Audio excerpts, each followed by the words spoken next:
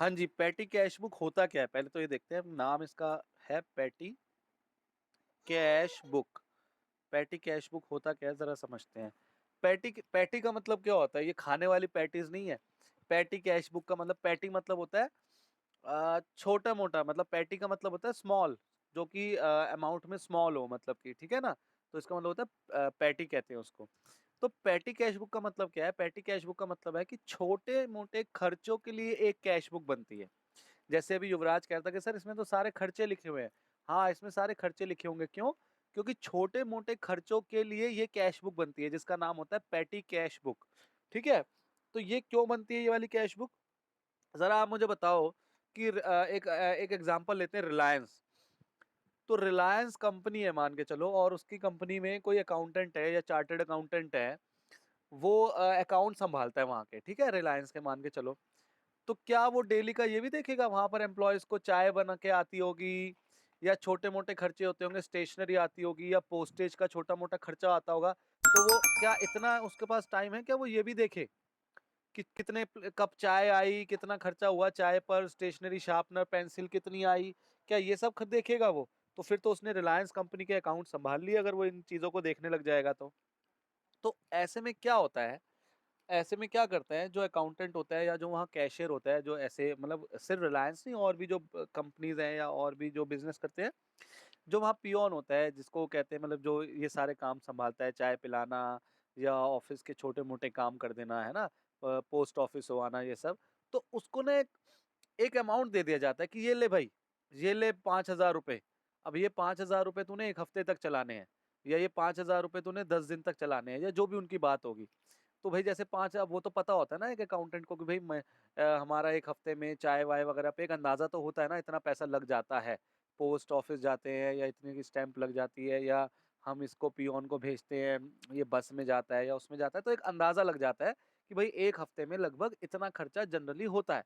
तो हम उसको पैसे दे देते हैं पहले कि ये ले भैया 5,000 रुपए, अब तूने ये एक हफ्ते चलाने हैं, अब इसमें तूने स्टाफ को चाय पिलाना, स्टेशनरी लाना, या पोस्ट ऑफिस जाके वहां पर ये खर्चे करना, ये सारे जो है उसको हम बोल देते हैं कि भैया ये ले 5,000 रुपए। तो उस तो उसकी भी एक उसका भी एक रिकॉर्ड तो होगा ना, मतलब उसको कह देते हैं हम किसको, जो पियोन को, कि भाई कहते हैं भाई तू एक कैश बुक बना ले जिसका नाम पेटी कैश बुक रख दियो, और उसमें तू सारे खर्चे लिख दियो कि भाई मैं वहां से वहां तक गया, बस में गया, इतना खर्चा लगा, इतने कप चाय लाया, तो तू तू बना लियो, मतलब अब वो अकाउंटेंट नहीं बनाएगा इतनी छोटी चीज, या चार्टर्ड अकाउंटेंट नहीं बनाएगा, उसी को पैसे दे देते हैं, उसी को कहते हैं ये ले भैया तू बना लियो, और हमें एक हफ्ते। नहीं, ये डबल कॉलम नहीं होती, ये बहुत सारे कॉलम बनेंगे इसमें, अभी उसकी भी चर्चा करता हूँ मैं आपसे। तो इसमें क्या होगा, हम उसको पैसे दे देते हैं पियोन को, और उसको कहते हैं भैया ये पेटी कैश बुक तूने ही बनानी है, और एक हफ्ते, मतलब तेरे को हम आज दे रहे हैं, मान के चलो आज 1 अगस्त है, तो हम उसको कहते हैं ये ले भैया 1 अगस्त, ये ले 5,000 रुपए, और 7 अगस्त को तू आइयो अब हमारे पास, फिर 5,000 रुपए ले लियो, और साथ में वो जो कैश बुक तूने बनाई होगी ना एक हफ्ते की, एक हफ्ते की जो कैश बुक बनाई होगी वो हमें दे दियो, हम देख लेंगे जो करना है उसका। तो तू फिर एक एक हफ्ते बाद हमसे 5,000-5,000 रुपए लेता रहियो, और खुद हमें मत आके बोलियो कि चाय, कि जी स्टाफ को चाय पिलानी है 100 रुपए दे दो, ये जी मैं पोस्ट ऑफिस जा रहा हूँ 10 रुपए दे दो बस के। हम बस ये कहते हैं कि भैया ये ले 5,000, अब तू ही देखियो, अब हम इतनी बड़ी कंपनी संभाल रहे हैं, हम यही थोड़ी देखते रहेंगे, चाय आ गई, पोस्ट ऑफिस में स्टैंप लगवा दी, ये कर दिया वो कर दिया। तो उसको कहते हैं पेटी कैश बुक, ठीक है? तो अब मैं देखो क्वेश्चन पढ़ रहा हूँ, एक बार क्वेश्चन आप लोगों को मिल गया क्या? आपकी बुक में है ये इलस्ट्रेशन ये वाली? नहीं है तो एक बार फिर भी मैं आपको एक अंदाजा दिखा रहा हूँ, देखो क्या है। हाँ, 50 रुपए है। हाँ, फिर भी मैं एक बार दिखा देता हूँ आप लोगों को स्क्रीन पे, उसके बाद फिर मैं इसको हटा दूंगा। देखो क्या लिखा है, प्रिपेयर एन एनालिटिकल पेटी cash book on the impressed system from the following.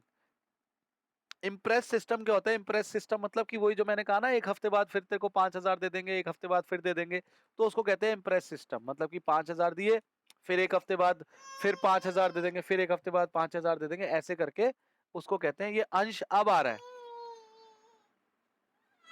Impressed system क्या होता है? इम्प्रेस सिस्टम का मतलब यही हो गया कि हर हफ्ते उसको या हर 10 दिन बाद हम उसको फिर से 5-5 हज़ार रुपए देते रहेंगे, तो वो उसको कहते हैं इम्प्रेस सिस्टम, कि भैया एक हफ्ते बाद फिर 5,000 ले लियो, फिर एक हफ्ते बाद 5,000 ले लियो, तो इसको कहते हैं इम्प्रेस्ड सिस्टम, ठीक है ना?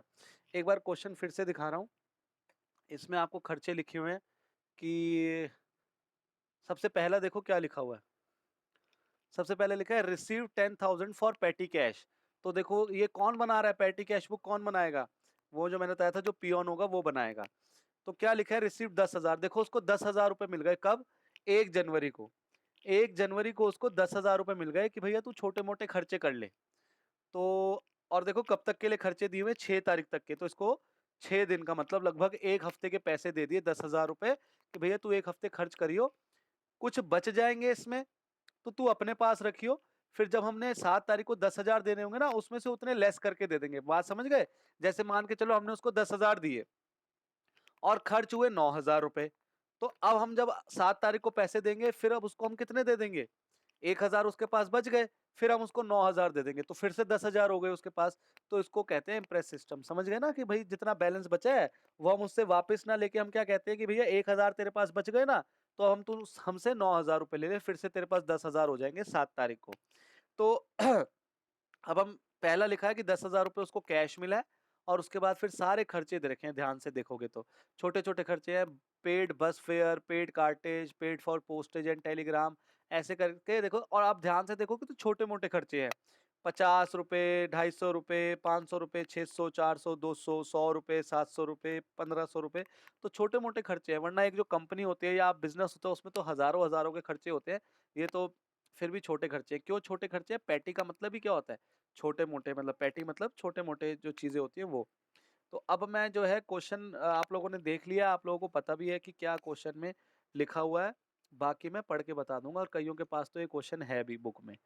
तो जिसके पास नहीं भी है तो कोई बात नहीं, दिक्कत वाली बात नहीं है, आप इसमें से देखो। अब जो पेटी कैश बुक ये जो है ना, एनालिटिकल पेटी कैश बुक, इसका थोड़ा सा आप देखना फॉर्मेट कैसे बनेगा। थोड़ा सा बड़ा फॉर्मेट बनेगा इसका। तो इसका फॉर्मेट, हाँ, तो आपको उसमें घबराने की ज़रूरत नहीं है। ये टॉपिक बहुत ज़्यादा इम्पोर्टेंट नहीं है, पहली बात। दूसरा, लेकिन क्वेश्चन आ सकता है इसका। और दूसरा, ये बहुत ही आसान टॉपिक है। पहली बात तो बहुत ज़्यादा इम्पोर्टेंट नहीं है। दूसरी बात, अगर पेपर में आ भी गया तो बहुत आसान टॉपिक है। तो ज़रा देखो क्या किया मैंने। अब मैं कॉलम बनाने शुरू कर रहा हूँ, ज़रा देखना कॉलम कैसे कैसे बनेंगे। सबसे पहले बनेगा रिसीट का कॉलम। ये बन गया रिसीट का कॉलम, ठीक है जी। फिर आपका बनेगा डेट का कॉलम। तो डेट का भी छोटा सा कॉलम बना दो, ठीक है। डेट के बाद आपका एक वाउचर नंबर का छोटा सा कॉलम बनेगा, तो वो वाउचर नंबर का भी कॉलम बना दो, ठीक है जी। उसके बाद आपका पर्टिकुलर्स का कॉलम बनेगा। तो पर्टिकुलर्स का इतना बहुत है, पर्टिकुलर्स का कॉलम, ये आपने पर्टिकुलर्स का बना दिया। उसके बाद पर्टिकुलर्स के बाद बनाओगे आप पेमेंट का कॉलम। ये रिसिप्ट का कॉलम है इधर वाला, ये पेमेंट का कॉलम है। तो ये हो गया पेमेंट का कॉलम। उसके बाद अब अलग अलग कॉलम बनेंगे, वो कैसे बनेंगे, कब बनेंगे, उसको अभी नहीं बना रहे हम। उसके लिए हमने काफी हिस्सा छोड़ दिया है, ठीक है। तो अब हम यहाँ पे पहले लिख लेते हैं, ये किसका है, रिसिट। ये है आपका डेट। ये है वाउचर नंबर। फिर ये आपका है पर्टिकुलर्स। और फिर ये है पेमेंट, ठीक है। अब यहाँ अलग अलग कॉलम बनेंगे, कैसे बनेंगे अभी उसको हम थोड़ी देर में देखेंगे। अभी जो है ना हम शुरू करते हैं। सबसे पहले क्या लिखा है, 1 जनवरी 2017 लिखा हुआ है मेरी बुक में। तो क्या लिखा है सबसे पहले, रिसीव्ड ₹10,000 फॉर पेटी कैश। तो यहाँ पर लिख देता हूँ पहले, तो ये क्या है, पेटी कैश बुक, ठीक है जी। तो सबसे पहले लिखा है कि आपको 10,000 रुपये पेटी कैश मिला है। तो ठीक है, पेटी कैश मिला है, तो आप क्या एंट्री कर दोगे, यहाँ पे लिख दोगे टू कैश। और पैसे रिसीव हुए हैं, रिसीट हुए हैं ना पैसे, तो किस तरफ लिखेंगे, रिसीट है तो इस तरफ लिखेंगे, कितने, 10,000 रुपए। डेट क्या है, 1 जनवरी। तो ये रिसीट हो गया। अब एक ये लौती एंट्री है जो इस तरफ लिखी है, बाकी सारी इस तरफ लिखेंगे। क्यों लिखेंगे इस तरफ, क्योंकि आप आगे जो देखो जितनी भी चीजें दी हुई है, खर्चे दिए हुए हैं, तो खर्चे मतलब पेमेंट। ये रिसीट हुए थे 10,000 रुपए, तो रिसीट में लिख दिए। अब बाकी जितनी चीजें आएंगी वो यहाँ आएंगी, क्योंकि अब तो जितने भी आगे अमाउंट आने वाले हैं वो सारे खर्चों के आने वाले हैं। और ये वाउचर नंबर है, इसको हम खाली छोड़ते हैं। हालांकि आप अगर सॉल्यूशन में देखोगे तो उन्होंने 1 2 3 4 लिखा हुआ है। ये क्या होता है वाउचर नंबर, मैं आपको ये बता देता हूँ। वाउचर्स का मतलब होता है जैसे जैसे वो जो भी पियोन है जिसको हमने ये पैसे दिए हैं, तो वो क्या करेगा? बस में जाएगा तो बस की टिकट, कहीं और किसी चीज़ में करेगा तो उसका खर्चा, है ना? मैंने आपको कहा एक जो एक बिल सा जो भी कह लो, बिल कह लो, तो वो होता है वाउचर। तो वो सारे वाउचर जमा कराएगा ना हमें 1 हफ्ते बाद। 1 हफ्ते बाद जब वो हमें कैश बुक देगा ये, और साथ में क्या देगा? वो वाउचर्स देगा, जो बिल देगा, जो खर्चा हुआ है।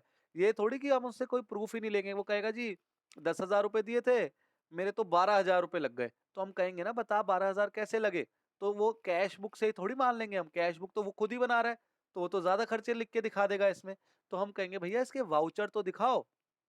वाउचर मतलब समझ गए ना आप कि भाई जो बिल होगा या जहाँ उसने खर्च करे हैं, टैक्सी से गया तो टैक्सी का बिल ये वो, तो हम उसको कहेंगे भैया वाउचर दो। तो इसलिए उसने सबके, देखो आप अगर आपके पास सॉल्यूशन है तो उसने क्या करा है, सबके आगे वाउचर नंबर डाल दिए। तो सबके नंबर डाल दिए उसने, जो आपको वो वाउचर देगा, बिल देगा, उनमें उसने एंट्री कर दी 1 2 3 4, जैसे बिल के पीछे लिख दिया ये 1 नंबर, ये स्लिप 2 नंबर, ये स्लिप 3 नंबर, ऐसे। तो आप इसको खाली भी छोड़ोगे तो कोई दिक्कत नहीं है।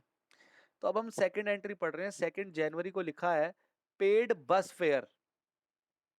क्या लिखा है? Paid bus fair. तो इसका मतलब वो बस में गया होगा, उसका खर्चा हुआ है उसका। तो वो अब लिखा है पेड बस फेयर। तो पहली बात तो आप क्या करोगे, यहाँ डालोगे डेट 2 जनवरी और यहाँ लिखोगे बाय कन्वेंस। कन्वेंस क्यों लिखा है आप मुझे बताओ? इसको कन्वेंस का खर्चा नहीं कहते जो हम बस से आते जाते हैं या ऑटो में, हम जैसे मैं ऑफिस जाता हूँ तो मैं क्या कहूँगा, भाई मेरा महीने का ना इतना कन्वेंस लग जाता है। कन्वेंस मतलब क्या हो गया कि भाई आने जाने का जो खर्चा लग जाता है आपका, तो उसको कहते हैं कन्वेंस। तो कन्वेंस कितना लगा है, मेरा अमाउंट कितना दिया हुआ है? 50 रुपीज।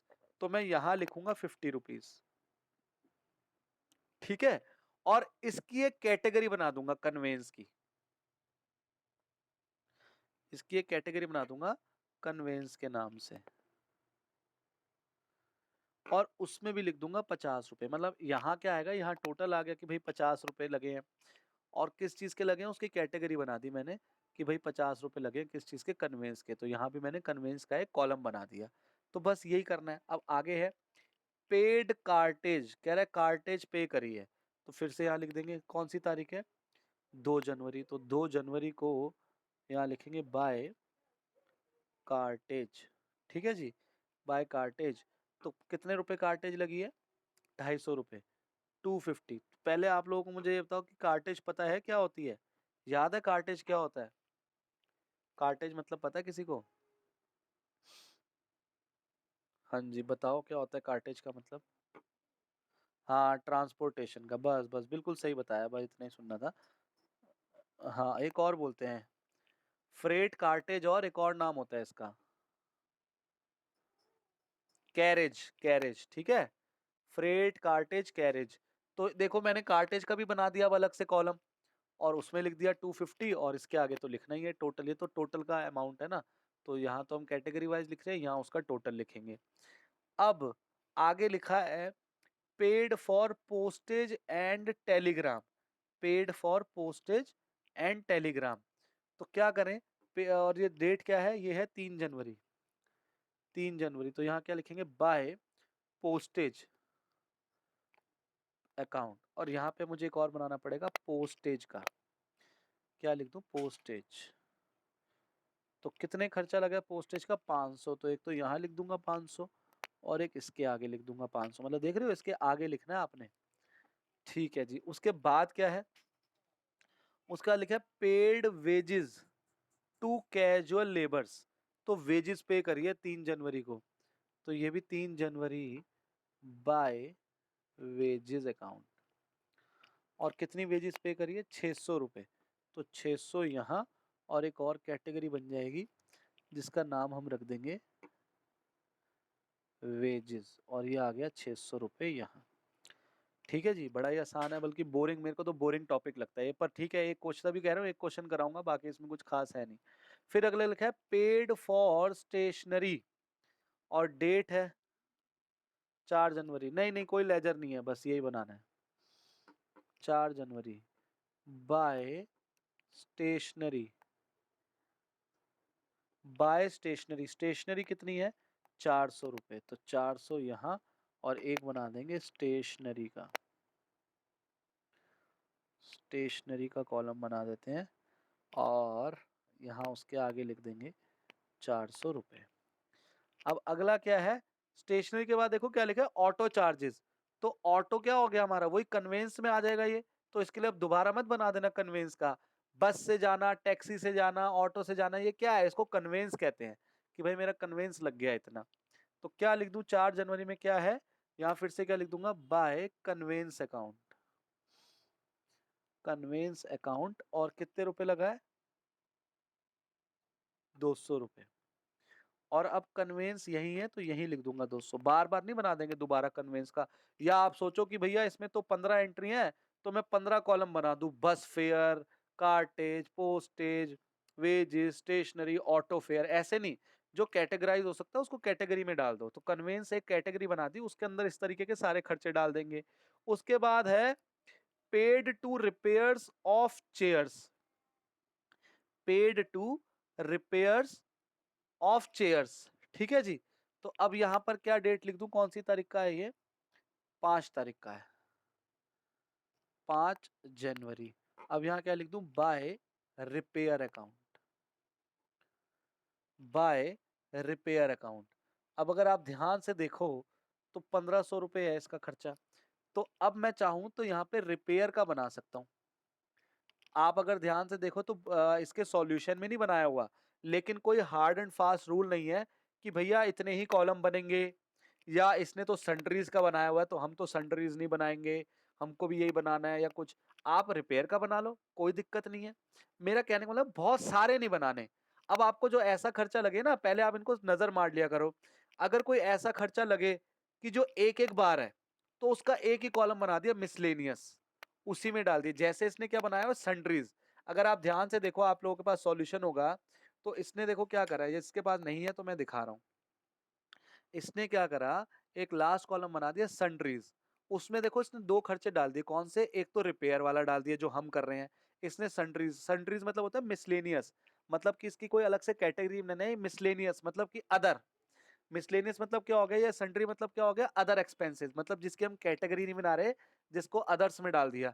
तो एक इसने देखो ये वाला डाला है रिपेयर वाले को, और एक ये वाला डाला है सबसे लास्ट वाला, क्या है, paid for refreshment to customer. तो paid for refreshment to customer भी एक बार है, और रिपेयर ऑफ चेयर्स भी एक बार है। तो इसने क्या करा, इन दोनों को एक ही कॉलम बना दिया सन्ड्रीज का, जिसको आप सन्ड्रीज के नाम से भी बना सकते हो, मिसलेनियस के नाम से भी बना सकते हो, ठीक है। लेकिन मैं क्या कर रहा हूं, मेरे पास जगह है, तो मैंने रिपेयर का भी अलग बना दिया। और अभी, हाँ हाँ, हाँ हाँ, आप कितने भी बनाओ, आपकी मर्जी है। लेकिन एक ऐसा कहा जाता है कि भाई जो खर्चा एक एक बार है ना, तो उसके लिए एक ही बना दो मिसलेनियस। अब जैसे देखो ये कन्वेंस 2 बार आ गया, अब कन्वेंस के लिए तो आपको कन्वेंस का बनाना पड़ेगा ना, ये थोड़ी इसको भी मिसलेनियस में डाल दोगे। कन्वेंस का बनाना पड़ेगा क्योंकि दो है। ऐसे अभी क्या पता कार्टेज के भी 2-3 आ जाए, पोस्टेज के भी आ जाए, वेजेस के भी आ जाए। और अगर एक भी आया तो कोई गलत नहीं है कि भाई एक खर्चा आया तो आपने उसकी अलग कैटेगरी कैसे बना दी, कोई बात नहीं, आप सबकी भी अलग बना सकते हो, ठीक है। ऐसी कोई दिक्कत नहीं है, मेरे पास जगह है तो मैंने रिपेयर का बना दिया। अब मैं चाहता तो यहाँ पे रिपेयर की जगह मिसलेनियस बना देता, और रिपेयर का खर्चा मिसलेनियस में डाल देता, जैसे इसने सन्ड्रीज में डाला है। तो लेकिन मैंने अब बना दिया रिपेयर का, तो मैं अलग डाल रहा हूँ, और इसमें एक नंबर भी नहीं कटेगा एक्स्ट्रा। आप बना सकते हो, ऐसे कोई दिक्कत नहीं है। अब रिपेयर का देखो क्या है, रिपेयर का जो खर्चा है वो 1500 रुपये है। तो मैं यहाँ लिखूंगा 1500 रुपये, और इसी के आगे यहाँ रिपेयर के नीचे यहाँ लिख दूंगा 1500 रुपये, 1500। ठीक है, बिल्कुल ठीक है, इसमें भी नंबर नहीं कटेंगे आपके, ठीक है। क्योंकि आप खुद बताओ ना, अभी आप 4 स्टूडेंट हो, चारों का माइंड कैसे चले एग्जाम में। आप कोई मिसलिन्स बना रहा है, कोई सन्ड्रीज बना रहा है, कोई रिपेयर ही बना रहा है। तो इसको कोई हार्ड एंड फास्ट रूल नहीं है कि इन इनका तो बनाना है और इन इनका नहीं बनाना। आपकी मर्जी है, आप जिसके चाहे बना सकते हो। अब अगला आ गया बस फेयर। 5 तारीख को लिखा है, 5 जनवरी को बस फेयर। तो बस फेयर भी किस में आ गया, कन्वेंस में। ये भी आ गया आपका कन्वेंस अकाउंट में। कितना हुआ है बस फेयर, 100 रुपये। तो यहाँ लिख दूंगा और कन्वेंस के नीचे लिख दूंगा 100 रुपये, ठीक है जी। उसके बाद अगला है कार्टेज। तो कार्टेज का भी हमने बनाया हुआ है, तो यहाँ पर हम 5 जनवरी को फिर से लिखते हैं बाय कार्टेज अकाउंट। कितना है कार्टेज अकाउंट, ये है 400 रुपये, तो यहाँ 400 रुपये, और कार्टेज यहाँ है तो यहाँ 400 रुपये, कोई दिक्कत नहीं। उसके बाद है paid for postage and Telegram, तो वो भी हमने बनाया हुआ है पोस्टेज और टेलीग्राम का, तो वो भी हमने दोबारा बनाने की जरूरत नहीं है। बाय पोस्टेज, बस इतना ही लिख देते हैं, इनफ है। बाय पोस्टेज अकाउंट कितने रुपए है, 700 रुपये, तो 700 यहाँ लिखूंगा और 700 पोस्टेज के आगे लिखूंगा। ठीक है, बड़ा ही आसान है। और आगे क्या है, फिर आगे तो खुद ही लिख दिया, पेड फॉर कन्वेंस चार्जेस, तो हम कन्वेंस चार्जेस को, इसने इस नाम से लिखा है तो हम भी डायरेक्ट ही लिख देते हैं, बाय कन्वेंस अकाउंट कितने रुपए, कन्वेंस अकाउंट चार्जेस जो है 300 रुपये, तो यहाँ 300 और कन्वेंस में भी 300। उसके बाद है फिर से आगे कार्टेज, तो 6 जनवरी को फिर से लिख देते हैं बाय कार्टेज अकाउंट, और कार्टेज अकाउंट है कितना, ये आपका है 300 रुपये, और हमने इसका कार्टेज का भी बनाया हुआ है, ये रहा, तो 300 रुपये यहाँ लिख दिए। फिर है पेड फॉर स्टेशनरी, तो इसका भी हमने बनाया हुआ है 6 जनवरी by stationery account. Stationery account कितना है, स्टेशनरी अकाउंट 200 रुपये, और स्टेशनरी में ये रहा स्टेशनरी, इसी के आगे लिख देंगे 200 रुपये। उसके बाद अगला है paid for refreshment to customer, paid for refreshment to customer किसमें था, मेरे बुक में नहीं है, मेरी बुक में तो नहीं है, फिर भी मैं आपको बता दूंगा भी क्या करना है उसमें, इतना घबराओ मत, मेरे में नहीं है ना, कोई बात नहीं, अभी मैं बता दूंगा कैसे करना है जीएसटी वाला भी। तो अब क्या आ गया, बाय, अब देखो क्या है, रिफ्रेशमेंट टू कस्टमर, तो by refreshment to customer account, तो मैं यहाँ पे क्या करूंगा, रिफ्रेशमेंट टू कस्टमर का मैंने बना दिया अकाउंट, तो यहाँ पे कितना है 500 रुपये, तो यहाँ 500 और इसके आगे यहाँ 500। ठीक है जी, क्वेश्चन खत्म हो गया। अब इसका टोटल कैसे करना है, क्या करना है, वो मैं आपको बता रहा हूँ, इसको जरा ध्यान से देखना।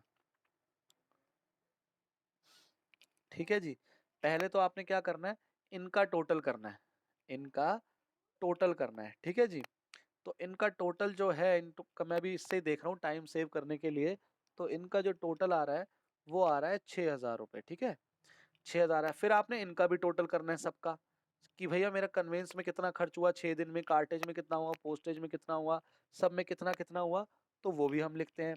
तो इसमें ज़रा अभी मैं इससे देख के लिख रहा हूँ, ये 650 है, ये 950 है, फिर कन्वेंस कार्टेज का हो गया, फिर पोस्टेज का आपका चलो ये तो यहीं से 1200 है, ये 600 है, ये 600 है, ये 1500 है, और ये 500 है। तो अगर आपके में देखोगे ये 2000 दिखा रहा होगा, क्योंकि इसने इन दोनों का एक ही कॉलम बनाया है मिसलेनियस या सन्ड्री के नाम से, बट मैंने दोनों अलग अलग बनाया, उससे फ़र्क नहीं पड़ता, टोटल तो 6000 ही आएगा ना, उससे क्या फ़र्क पड़ता है, टोटल 6000 ही आएगा। और इस वाले को आप कर दो बंद, ये तो हमारा हो गया खर्चा। अब आप मुझे बताओ कि हमारा बैलेंस सीडी कितना बचा, मतलब कितने पैसे बचे उसके पास, बाय बैलेंस सीडी।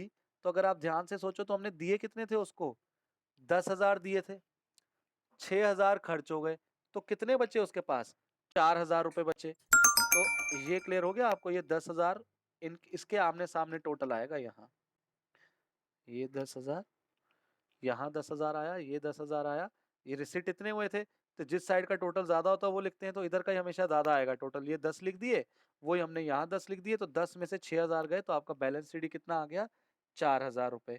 तो अब क्या करेंगे, अब आप देखो जरा, वही आपका सीडी बीडी बन जाएगा, ये सीडी क्या हो जाएगा, यहाँ पे टू बैलेंस बीडी बन जाएगा, और ये 4,000 रुपये यहाँ आ जाएंगे। अब ये क्या था आपको याद है, इम्प्रेस्ड सिस्टम था। इम्प्रेस्ड सिस्टम में क्या होता है, जरा आप लोगों को याद हो तो, अब अगली तारीख आ जाएगी 7 जनवरी, ठीक है ना, अगली तारीख आ जाएगी 7 जनवरी, तो जो 6 जनवरी की रात को बैलेंस सीडी था, वो 7 जनवरी की सुबह क्या हो जाएगा, बैलेंस बीडी हो जाएगा, और 4,000 रुपये अब हमारे पास 7 जनवरी को हैं। अब मुझे बताओगे आप कितने पैसे देगा जो अकाउंटेंट होएगा, अब फिर से यहाँ लिखते हैं टू कैश अकाउंट। अब इस बार वो क्या पूरे 10,000 देगा या 6,000 देगा, 6,000, क्यों, क्योंकि उसने हर हफ्ते उसको कितने देने हैं, 10,000 देने हैं, लेकिन 4,000 बच गए ना, तो अब वो कितने देगा, 6,000 रुपए देगा, और फिर उसके पास 10,000 रुपए हो जाएंगे, और फिर 7 तारीख से 13 तारीख तक का फिर से ऐसे बन जाएगा जैसे ये बनाया ना, ऐसे ही वो अब आगे क्या करेगा, यहाँ से इसके आगे बनाएगा, फिर यहाँ खर्चे लिखेगा, फिर इसका टोटल आएगा, ऐसे ये एक-एक हफ्ते का बनाता रहेगा। समझ आया आपको ये कैसे होगा? थोड़ा-सा बोरिंग टॉपिक है लेकिन क्या कर सकते हैं अब, ये आपको करना तो है ही अब। तो इस तरीके से ये क्वेश्चन था। क्लियर है? किसी को कोई डाउट है इसमें या कुछ प्रॉब्लम है तो आप मुझसे पूछ सकते हो। अब मेरे को 5 मिनट और दे दो फिर क्लास फिनिश करेंगे। अब मुझे उसमें जीएसटी बताना है। हर्ष थोड़ा घबरा गया कि सर जीएसटी आ गया वो कैसे करेंगे हम, है ना? तो कोई बात नहीं, अब ज़रा समझते हैं कि हाँ, हाँ। हाँ, कोई वो कुछ नहीं आना। मैं तो आपको कह रहा हूँ पेटी कैश बुक ही नहीं आएगी आपके पेपर में, लेजर तो बहुत दूर की बात है। पर हाँ, 1% चांस तो है ना कि पेटी कैश बुक आ जाए। तो पेटी कैश बुक तो आपको आनी चाहिए। ज़रा समझो कैसे होती है पेटी कैश बुक, मतलब विद जीएसटी पेटी कैश बुक कैसे करेंगे, ज़रा समझते हैं। एक एग्ज़ाम्पल लेते हैं ये रिपेयर वाला। ये रिपेयर वाला एग्ज़ाम्पल पकड़ के चलते हैं और इसको समझते हैं। आपको मान के चलो लिखा है कि रिपेयर करवाई है हमने और जिसमें हमारे 1500 रुपए लगे हैं। हमने रिपेयर करवाई है और हमारे कितने पैसे लगे हैं? 1500 रुपए लगे हैं। ठीक है जी? तो अब साथ में लिखा है कि 1500 रुपए रिपेयर के लगे हैं और जीएसटी वो दे रखा है, सीजीएसटी एंड एसजीएसटी दे रखा है कितने परसेंट? 6% ईच, ऐसे दे रखा है। ठीक है? तो आप पहले तो इसका 6-6% निकालो, कितना आएगा? 90-90 रुपए, मतलब 1500, 90 और 90, ये आपका खर्चा हुआ है। तो आपने कुछ नहीं करना, यहाँ यूं ही लिखना है बाय रिपेयर और यहाँ आपने रिपेयर में 1500 रुपए लिखने हैं। ठीक है? ऐसे कर दोगे। अब आपको 2 कॉलम और बनाने पड़ेंगे। एक इनपुट सीजीएसटी का और एक इनपुट एसजीएसटी का। बना लोगे? अब क्या हुआ, 1500 तो रिपेयर के लग गए, 90 रुपीज किसके लग गए? Input CGST. 90 रुपीज किसके लग गए? मतलब सामने लिखना है, जगह नहीं है इसलिए यहाँ लिख रहा हूँ। इनपुट एसजीएसटी के लग गए। तो टोटल आपके कितने लगे? 1500, 90 और 90 कितने हो गए? 1680 रुपए। तो आप यहाँ रिपेयर में कितने लिख दोगे? 1680। बात समझ आई है आपको? आप यहाँ तो टोटल खर्चा लिखोगे ना, कितना हुआ? 1500, 90 और 90। तो यहाँ ये क्या होता है? ये टोटल का कॉलम होता है। तो आप यहाँ लिख दोगे बाय रिपेयर 1680, 1680 रुपए। बजाय कि अलग अलग दिखाने के ना, यहाँ उसने शायद ऐसे करा होगा, by input CGST by input SGST, ऐसे लिखा है आपकी बुक में, सॉल्यूशन में, जिसमें भी लगाया किसी में था ना सीजीएसटी, बता रहा था हर्ष। कौन सी वाली एंट्री में था? कौन सी तारीख को एंट्री में था?